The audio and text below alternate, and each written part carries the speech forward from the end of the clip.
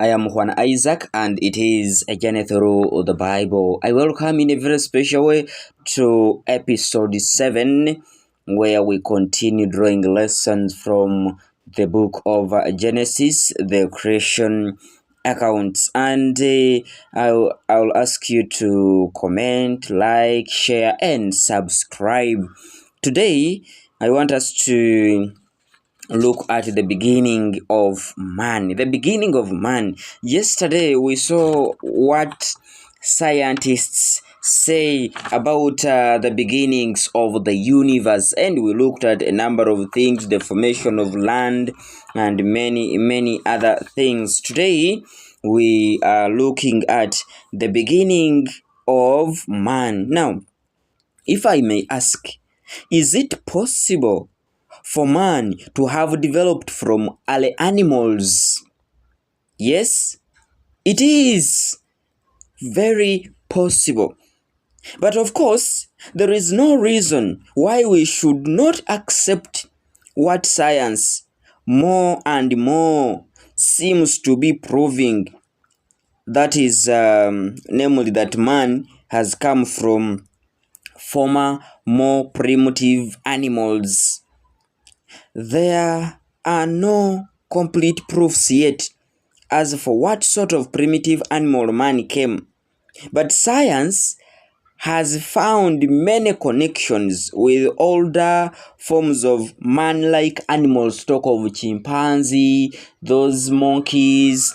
You see, man-like animals. Now, these findings of science should not shake our faith when we remember the Bible accounts of the creation of man, what we just concluded, you see. For we know that the writers of the Bible did not intend to teach science. They didn't have any science with them, and that wasn't their intention.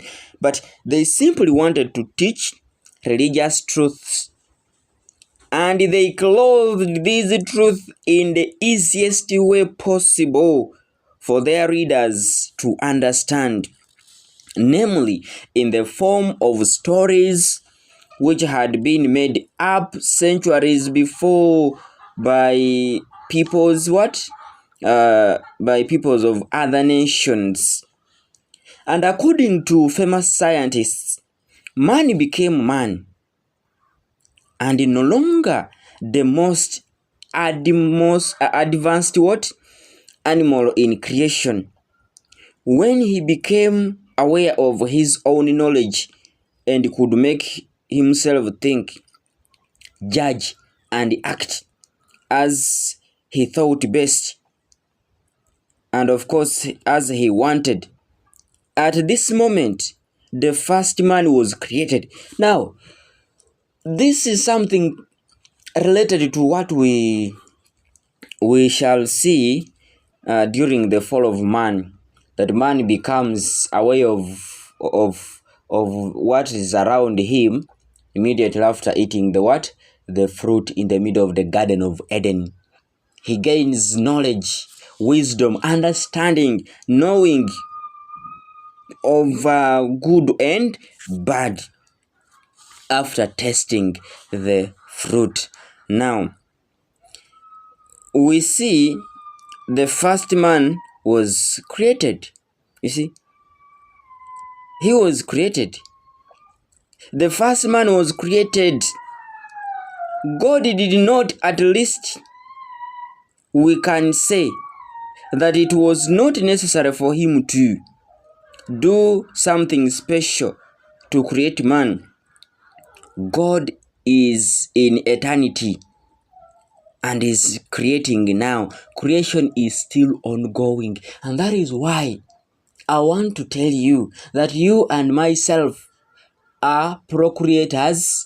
When you say someone is a procreator, talk about construction of houses. We are procreators. This is what God intended to do, to raise up a flat. God intended to have trees being planted, and it is us doing that. We are procreators. We are co-creators.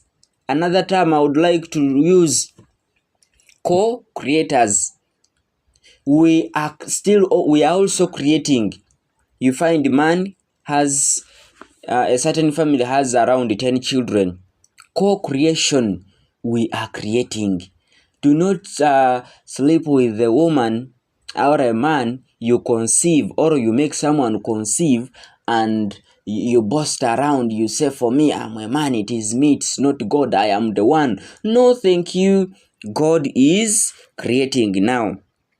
So when that particular advanced animal became aware of its knowledge and became man, it was really God's creative power which had led creation up to this point, and therefore God really and truly had himself created man.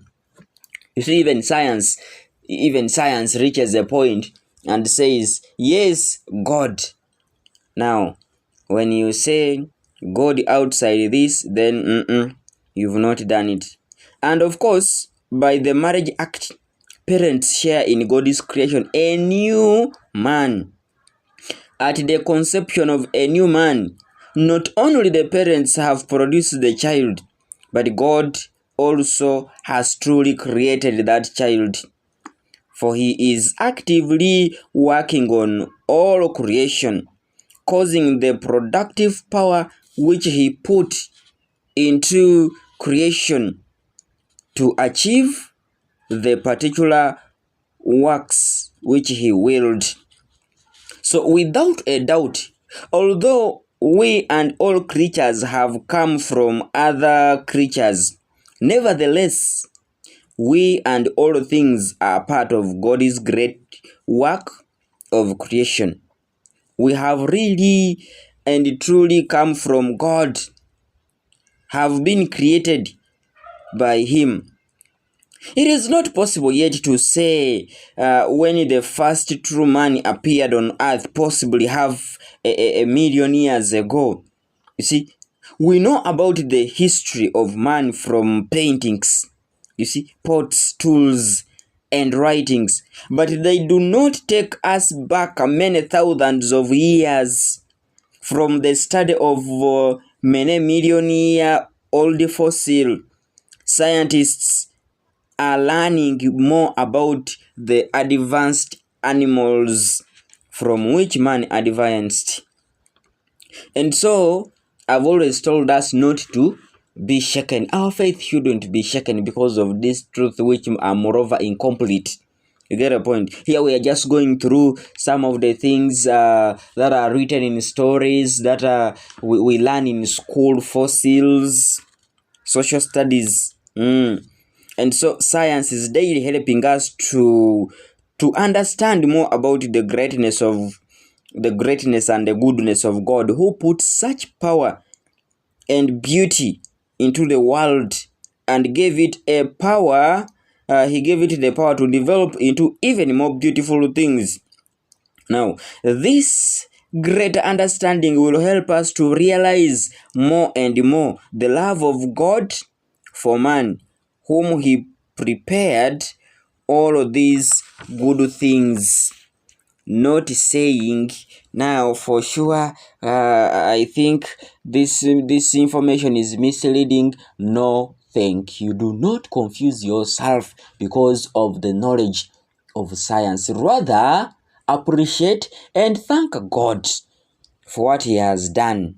I want to thank you for loving this program, for journeying with me.